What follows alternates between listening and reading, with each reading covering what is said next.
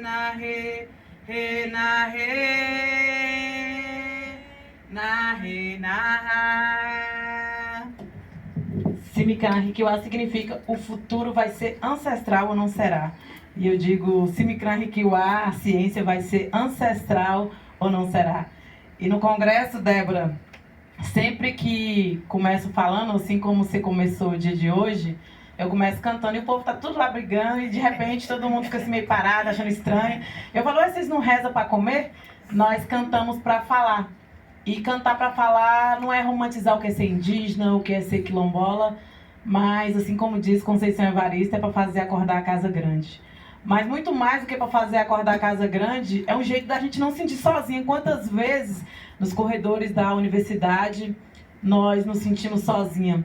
Porque quando nós não somos vítima do racismo da presença, que dói, corta mais do que navalha, nós somos vítima do racismo da ausência. Quando não somos vítimas do racismo da ausência, é da solidão, porque ainda é comum todos nós chegar aqui e falar, eu sou a primeira da minha família a estar no doutorado, sou a primeira doutora da minha família, e nós queremos um futuro tão próximo onde a gente esqueça quem foi a primeira, mas que podemos transformar em multidão.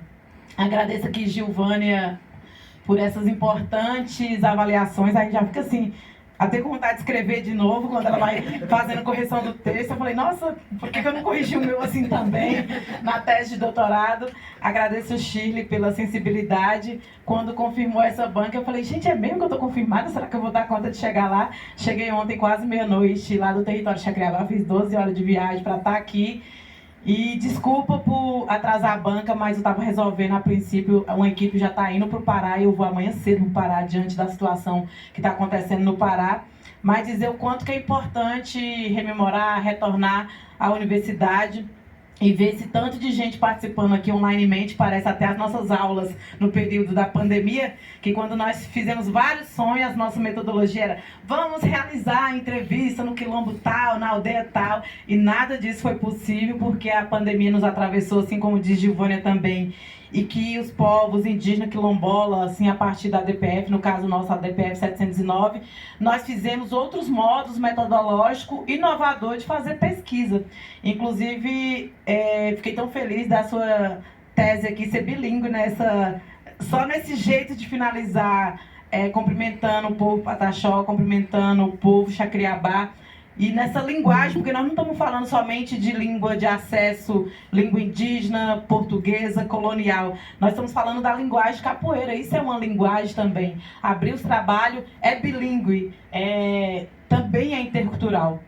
E nesse sentido, quando nós chegamos na universidade, por muitas vezes as pessoas perguntam, mas então, Débora, 2021, assim quando eu também consegui fechar o doutorado em 2024, nossa queridíssima, sempre ministra intelectual, nossa grande companheira Nilma, falava, mas vocês não estão atrasados? Por que vocês estão formando agora? Ah, não, foi por causa da pandemia, mas ainda que não fosse a pandemia, nós atravessamos uma pandemia colonial. Nós atravessamos uma pandemia que não fizeram reparação histórica para a nossa chegada, Taquinho. Primeira vez que eu peguei o microfone para falar na universidade, foi quase uma armadilha, Taquinho, com Suzana, era para meu pai, a liderança vinha. A primeira vez que eu falei num colóquio internacional aqui, Taquinho estava organizando. E porque nós chegamos, por muitas vezes, nós nem preparamos, nós vamos assim mesmo. As pessoas perguntam se nós não tem medo de chegar nesse lugar. Ô, gente, medo a gente pode ter, mas não usa porque não tem tempo. Então, quando nós chegamos nesse lugar e perguntam se estamos atrasadas, e se foi por causa da pandemia que não conseguimos concluir em tal período, na verdade, eu sempre digo, atrasado é uma universidade que demorou tanto tempo para ter uma ministra no retrato da igualdade racial, uma ministra intelectual ali na reitoria, quando a gente vê toda aquela exposição e que a gente vê os rostos de mulheres também.